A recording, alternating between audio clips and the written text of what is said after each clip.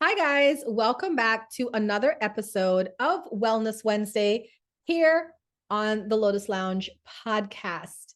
My name is Uma, and this is season 1, episode 7 of the Wellness Wednesday show. We've had some amazing speakers come in, and tonight I am doing a talk in honor of a Black History Month.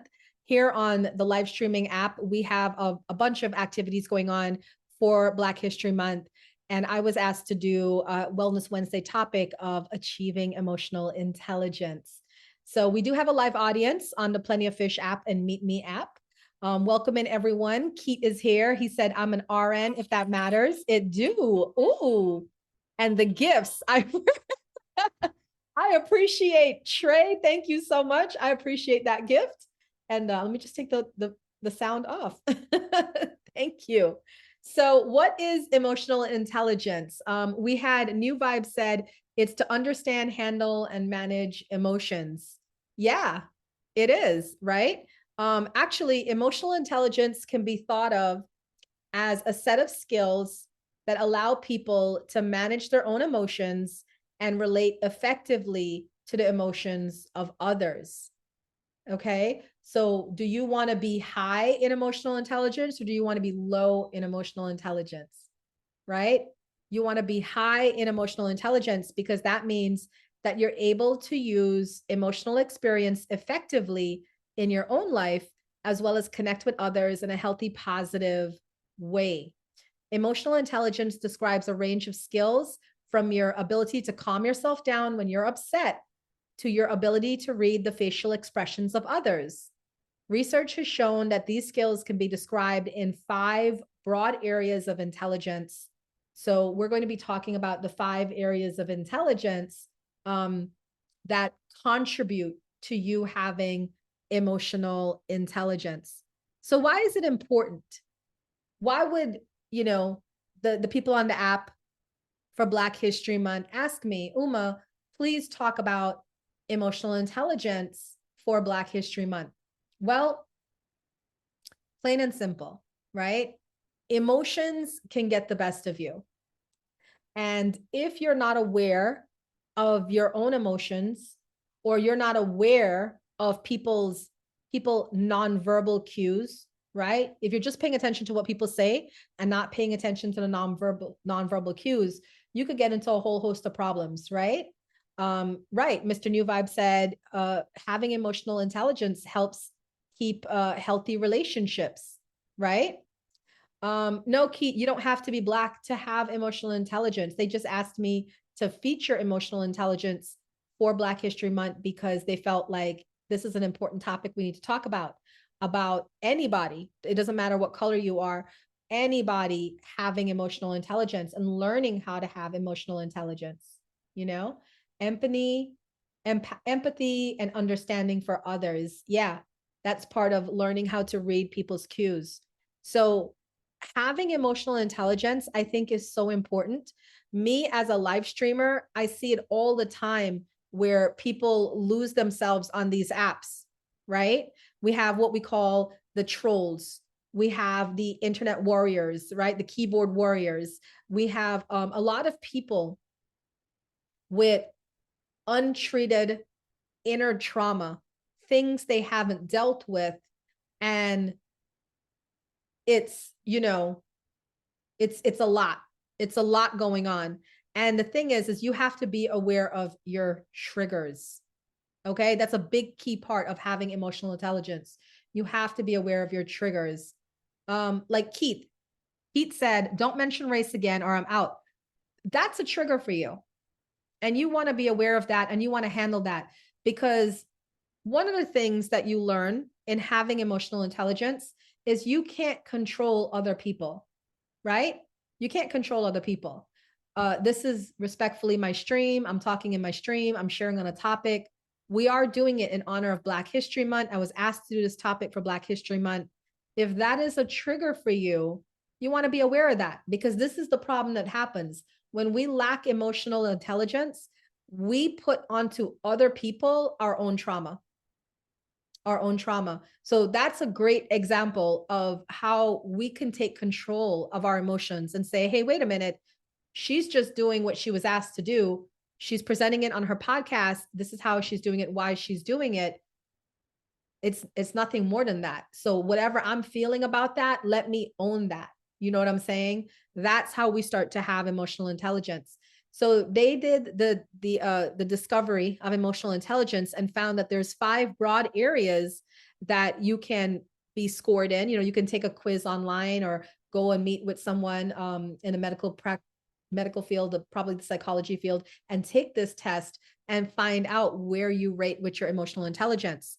So number 1 in the 5 areas in increasing your emotional intelligence is self-awareness. Self-awareness. Do you guys think that you have high self-awareness?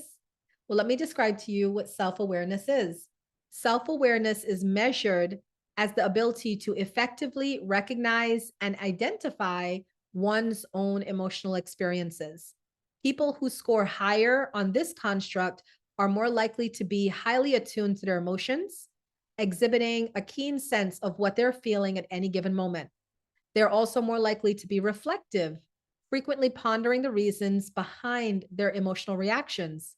In contrast, those who score lower on this construct may more likely get caught up in the heat of the moment, potentially leading to impulsive or reactive social behavior.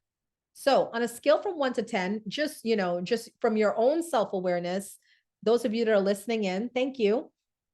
Where do you feel on 1 to 10 where do you feel you land with self-awareness? I'm at about an 8.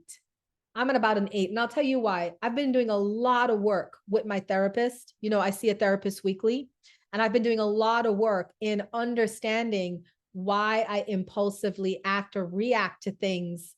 And I've been learning a lot. So now when people say something to me that's kind of rude or disrespectful, I don't just snap and go off.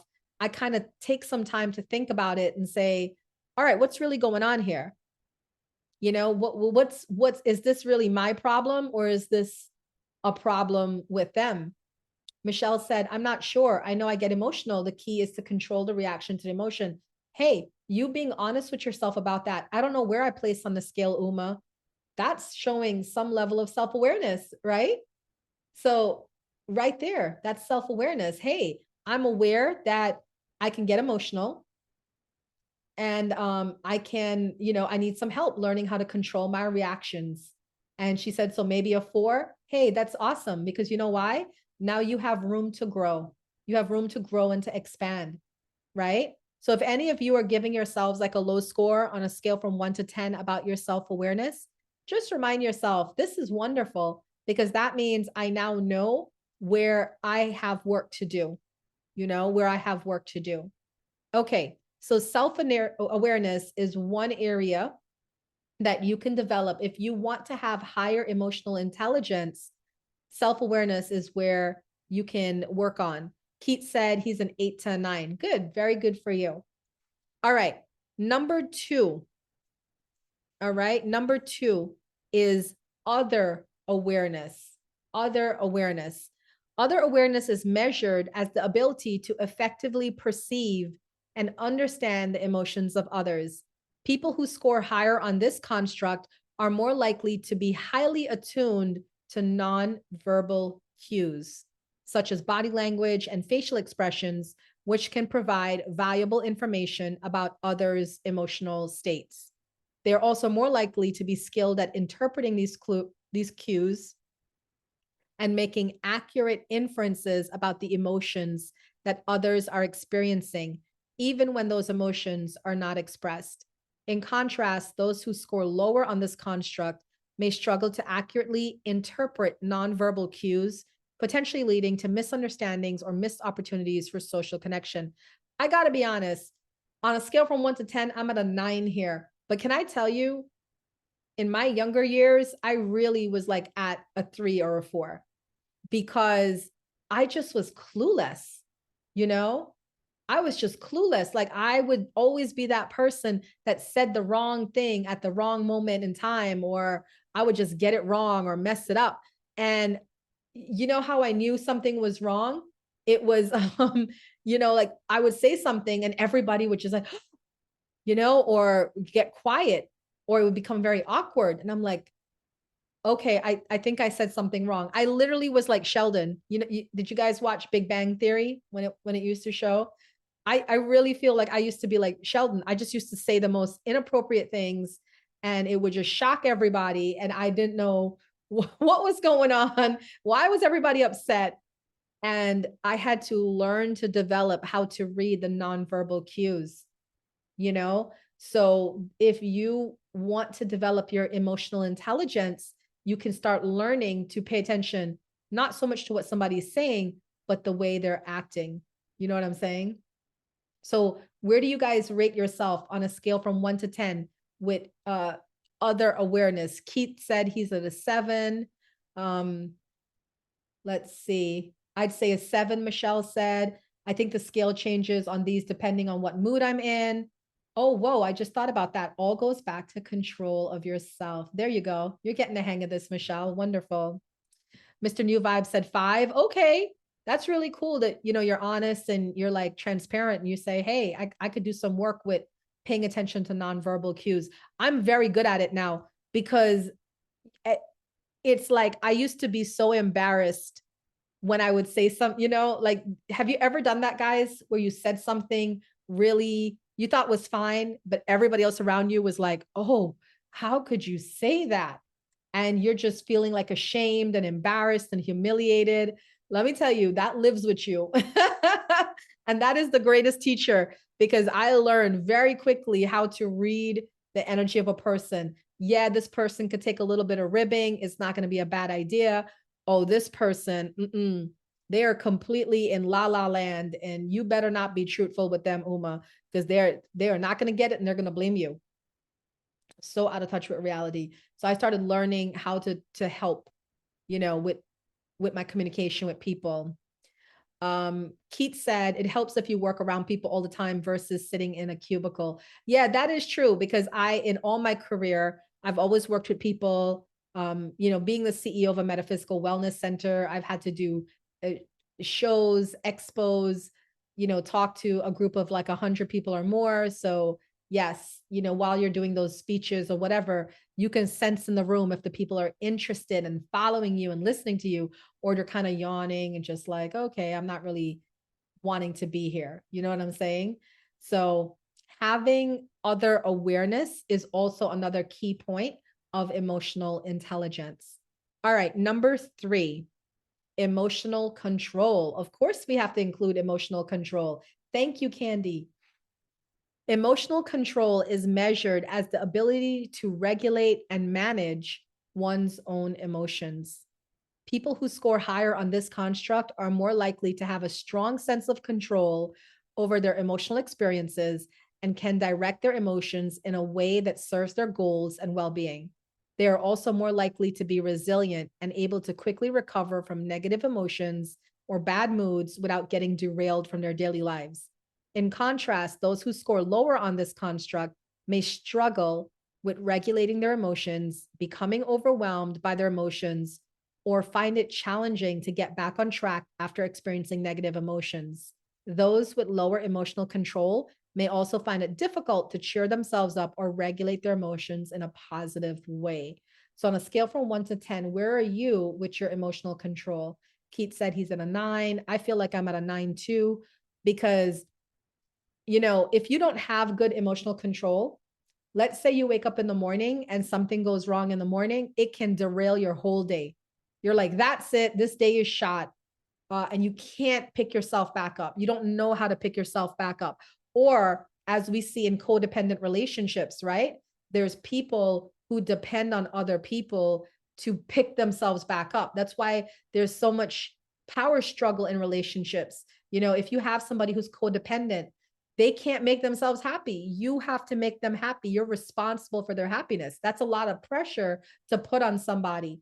So when you're dating, especially, you want to look for someone with good emotional control. Mr. New Vibe said he's at an 8.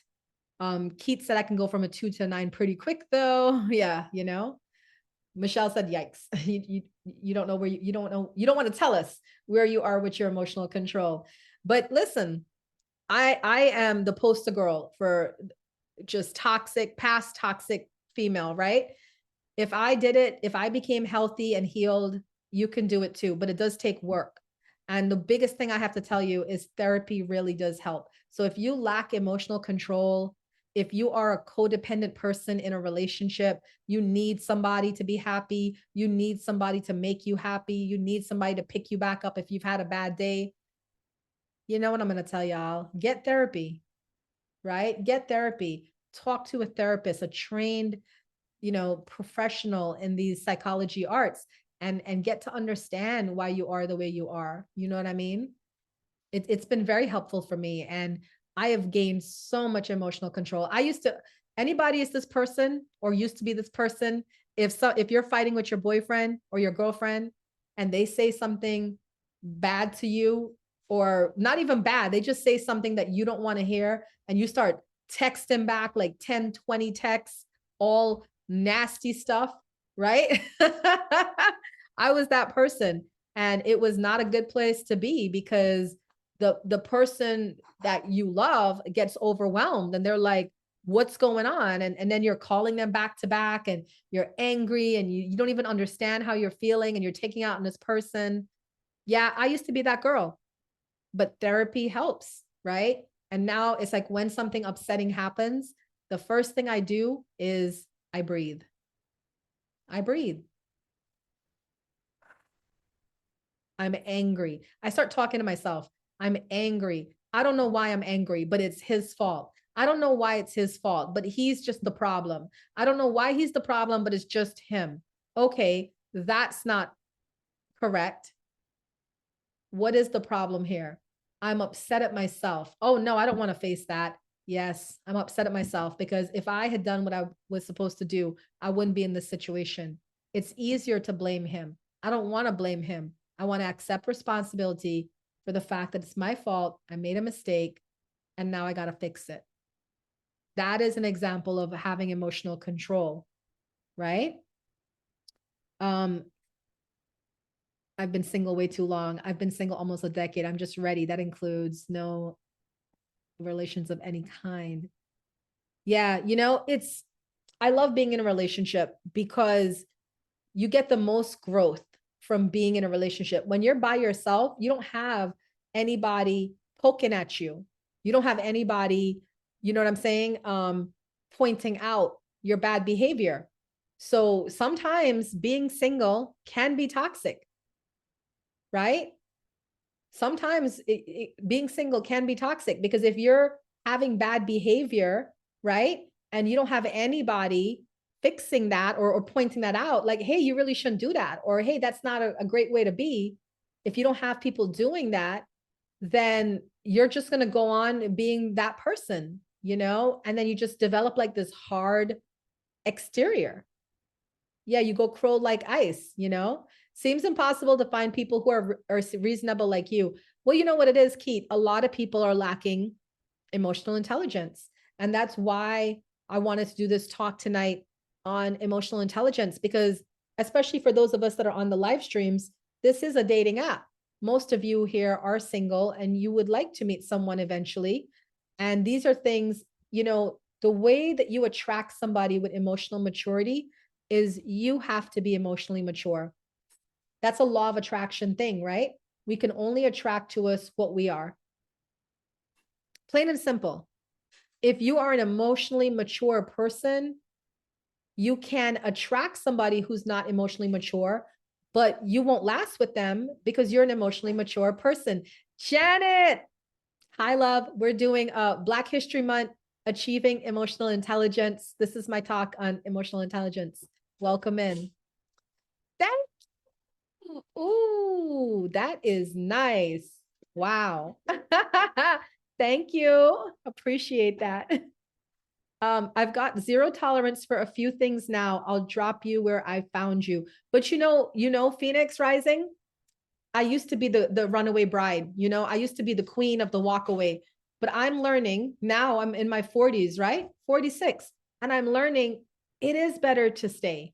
Now, I'm not advocating for anybody to stay in a physically abusive relationship or in a relationship where you're emotionally abused. I'm not advocating for that, right? But I am saying that, you know, if somebody you're in a relationship with and they're kind of, you know, making you upset or whatever, sometimes it's okay to say, you know what? I'm not really feeling you right now. Let's just take a break for today. Let's not call each other tonight. We'll talk tomorrow, you know, and you kind of work it out. The one thing I got to say is in this relationship that I'm in, I've been with this person for 3 years and I've learned so much about myself because he's somebody that will not give up on me. You know what I'm saying? And I'm someone that will not give up on him. So we've had the most growth in this relationship by just us not giving up on each other and just remembering that we're good people, but it takes communication and comprehension to make a relationship work.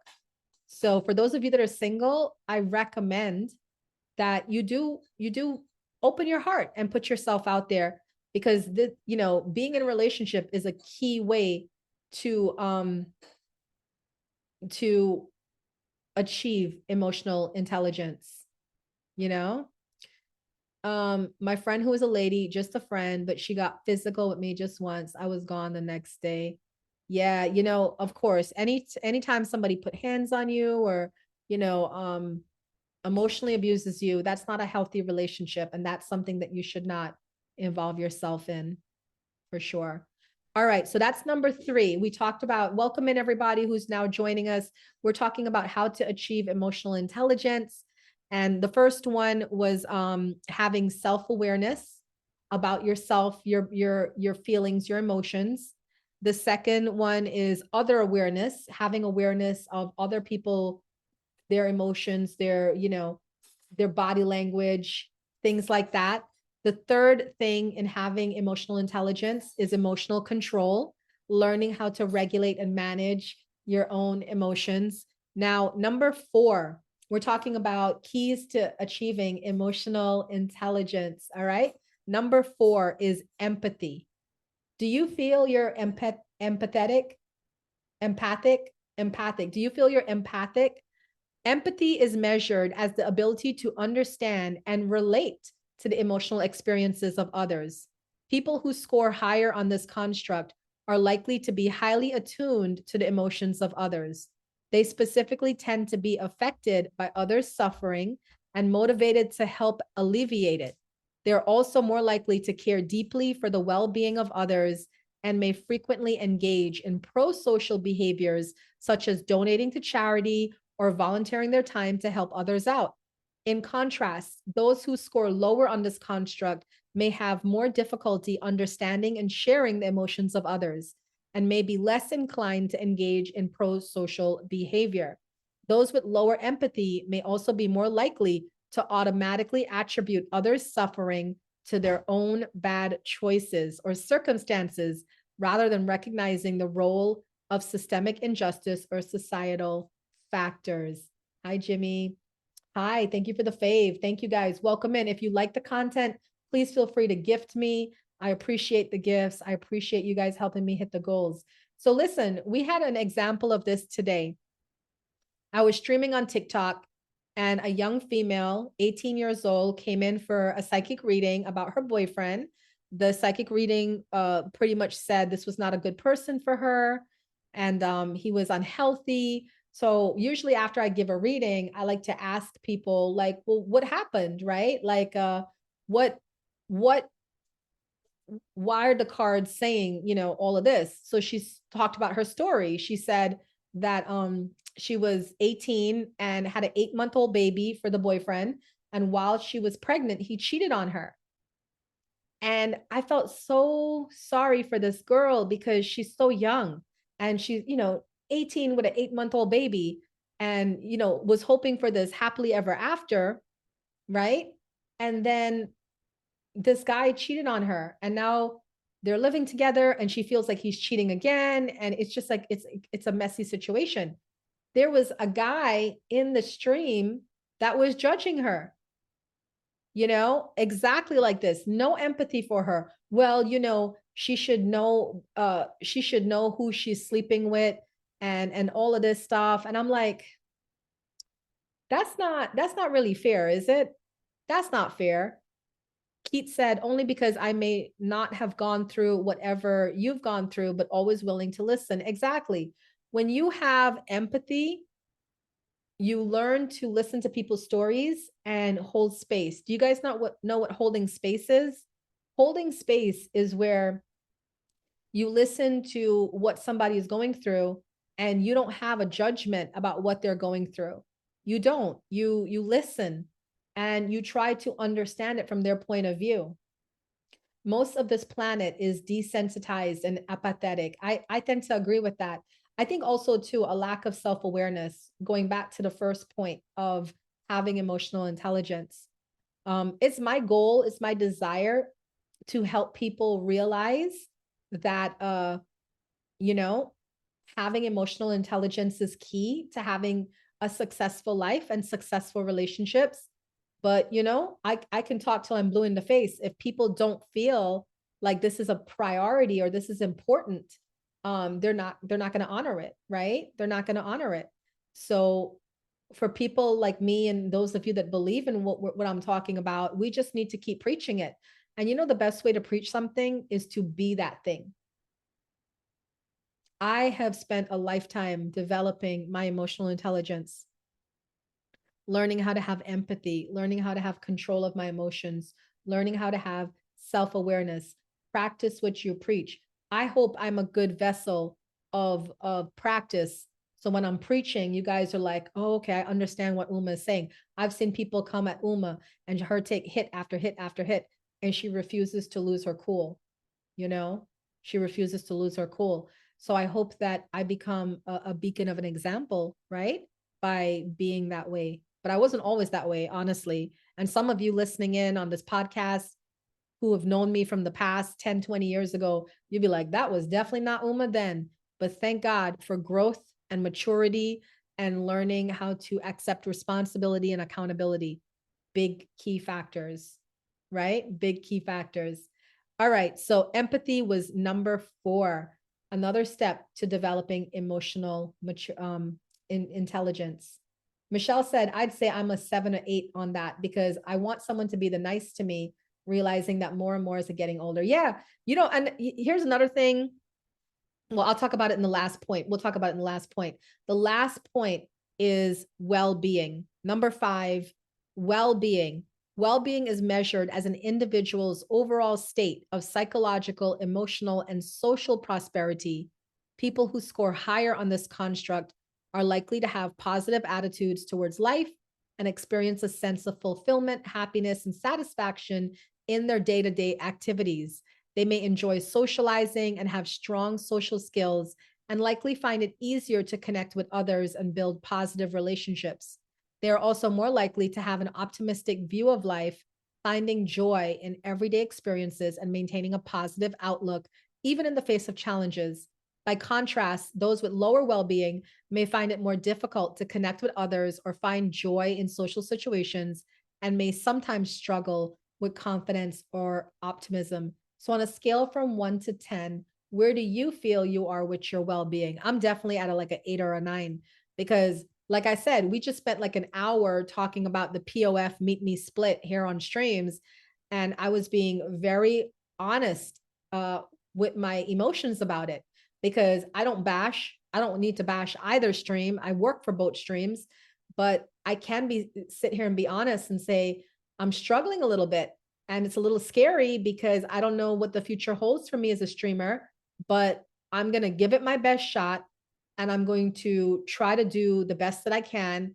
And that's all I can do, right? Is I can just do my best, 5, kind of contradicting me too. Okay. So well-being also, I want to add a point here to well-being. Well-being is knowing who to surround yourself with. Okay. Hi guys, welcome in.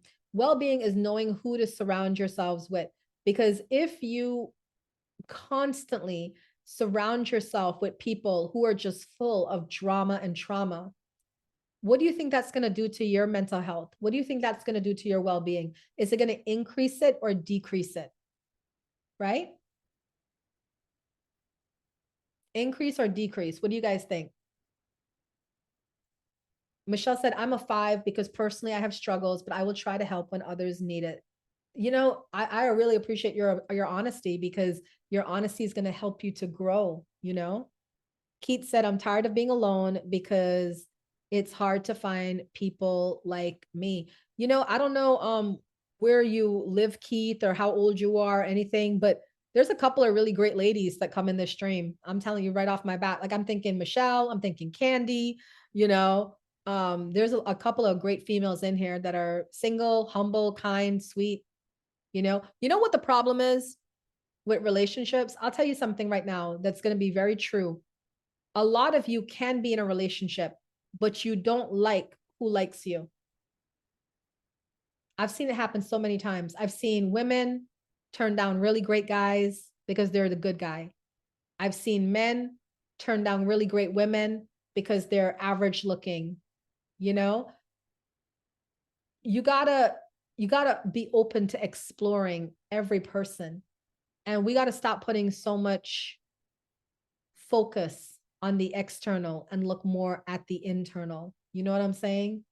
It's going to be a big change when you start doing that. But back to this topic of well-being. Well-being is not just about having this overall state of happiness and joy and fulfillment. It's also about the choices you make.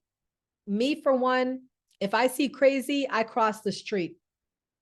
You know, I cross the street. We had a situation here on streams. Michelle, you're gonna know who I'm talking about. Me and a friend of mine had another friend that we were all mutual friends, and the one friend, she just wild out on me. You know, she tried to body shame me, and she was just really toxic towards me because she got caught. You know, like, she was saying she's this kind of person, and then from her own actions, we came to realize that she wasn't. So when she got caught, she wilded out on me on streams in front of everybody. So I was done, right? I was done. You know why I was done? Because I don't need to be around that energy. I see you for who you are. I'm not going to drag your name. That's why I'm not mentioning her by name. You know, I'm just going to walk away and leave it alone. My other friend, on the other hand, was very, very close with her. And it was a struggle for her to leave the person, which I understood. So I never asked her to leave the person. But that person, like, blocked her from her stream, even though she was like her number one gifter and everything, blocked her from the stream. So that's when she left the person. But then the person came back to her and, you know, did this like fake apology and whatever. So my friend told me, she's like, yeah, Uma, I'm going to rock with her. And I said, just be careful. Just be careful. Well, come to find out, you know, not even a week later, something else happened where my friend had to actually end up blocking her, you know, and just staying away from her. But what does that tell you? When you see crazy, cross the street, right? Cross the street. Because if you stay there, you expecting somebody to change when they show you who they are. What did Maya Angelou say? When somebody shows you who they are the first time, believe them. Believe them. They're not going to change, right? But it's the good in us. It's the good in us. Well, maybe they'll change, or I don't really want to believe, you know, blah, blah, blah. No, you got to believe what you see. People are showing you who they are. Believe them. So it caused a lot more pain from my friend because she had to now go through this kind of like second breakup with this person. Whereas I moved on, right? The first time I saw the signs of crazy, I was out of there, right? Hi guys. And that's that. So those are the 5 steps of developing emotional intelligence. Now, if anybody wants to take a quiz, all right, because I did get this from a website. The website is truity.com, truity.com. If you go to truity.com, all right, there is a quiz there for emotional intelligence. I scored, of course, very high on here. I got the intuitive. I'm the intuitive on here. And it says, I notice nonverbal cues and intuitively read the room to determine how others are feeling. Yeah, you better be, exactly, especially being a psychic and all, right? I better be. So my emotional intelligence superpower is I notice how others are feeling. I think honestly, that's what makes me a great social media personality and a great streamer, is that I have the ability to pay attention to people and see where they're at. And I don't get easily triggered. So when people are like coming at me or trying to shame me or fat shame me or body shame me or intelligent shame me or whatever, I'm just sitting there and really trying to I'm just really trying to understand them from their point of view and say, well, what's going on with them? Why they got to attack me like this? I don't take it personally because I don't know why people act the way they act. And I try my best to try to understand why they act the way they act. I think if the world did that more often, we would have a more peaceful place. I do. Thank you. I love that gift so much. Thank you. Um, I think the world would be a better place. I really do. If we stopped getting triggered so much and somebody said something to you or did something to you, and now you got to do something back. If we cut all of that out, right? The world would be such a better place. Could you imagine somebody comes to you and say, hey, Keith, I think you suck. And instead of Keith, rawr, right? He'll be like, well, that was random. What's going on with you? Why you hating on me? First of all, you don't even know me, you know? Right. No, instead of answering that way, I won't repeat what Keith said. Okay. But yeah, don't do that. Don't do that. I think we need to have more conversations, and I think we need to hold space more because people are going through stuff and we don't know why they're going through what they're going through. We don't know why they're mean. We don't know why trolls exist. But just let me just say it this way. Not everybody has the happiness, the peace, the contentment, the joy that you have. That's all. Yes, Michelle said, hurt people, hurt people. That is such a true statement. Hurt people, hurt people, you know? All right. I don't even know who this is trying to verse me. I'm gonna hit it though in a second. So any questions about developing emotional intelligence? I hope this talk tonight for my Wellness Wednesday show was fruitful. I do hope you go and take the quiz, the emotional intelligence quiz on truity.com, and see where you stand, because it gives you different scores. Like I could tell you, I am in the 95 percentile for self-awareness, which means that I have more self-awareness than 95% of the population. Other awareness, I have more other awareness than 97% of the population. You see how that works? Emotional control, I have 61. But remember, I told you guys, I've been working on the emotional control. Empathy, I have 78. Well-being, I have 89. So my self-awareness and other awareness, very high. But now the actual behaviors is what I'm working on with my therapist. And that's why I say, take this quiz. It's very helpful, and it'll let you know what areas you have to work on in developing your emotional intelligence.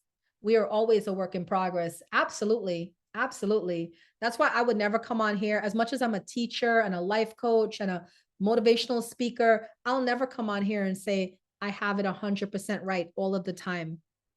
I got it maybe 60% right. You know, I got it maybe 60% right. And I'm willing to share with those of you that want to learn and want to grow from my 60% knowledge. And I hope that it could change at least 10% of your life, you know, 10% of your life. So that's it. Thank you so much for joining me for Wellness Wednesday. I hope you guys enjoyed this. And if you're watching this on a recording or live, please drop me your comments and let me know what you thought about the show. Thanks, guys. I'll see you next week.